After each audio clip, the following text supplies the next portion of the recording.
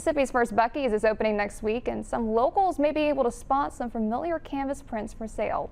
I spoke to the local artist whose work is getting a spotlight in the much anticipated Buc-ee's. I'm thrilled and excited and not shocked, but surprised. Yeah. Local artist based out of Bay St. Louis, Tami Curtis has been creating fine art for 2 decades now. And in recent years, she's been working on getting her artwork featured in the popular chain Buc-ee's by filling out vendor forms. However, the deal didn't come in a way that Curtis originally imagined when she got a call back in January.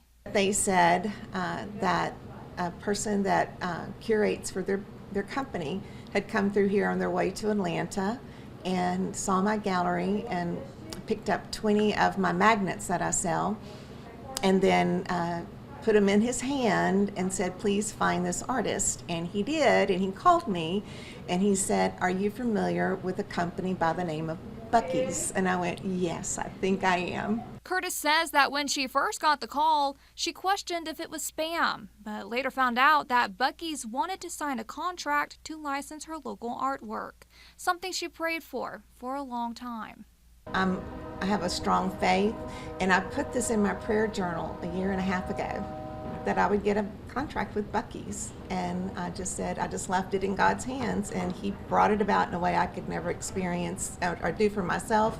She says advocating for herself opened a door only some local artists would dream of. But once again, that's being out and about, and just, you never know, people that have some influence, they like to go to craft shows, don't they?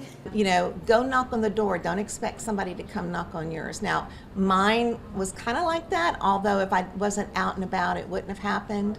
But if you think you have a great product, pursue it, and don't be bashful about it. But also remember that you have to be your own best advocate and your own marketer. Curtis says that it's a collection of life experiences, both on the coast and in New Orleans, that will show through in her prints sold at Buc-ee's.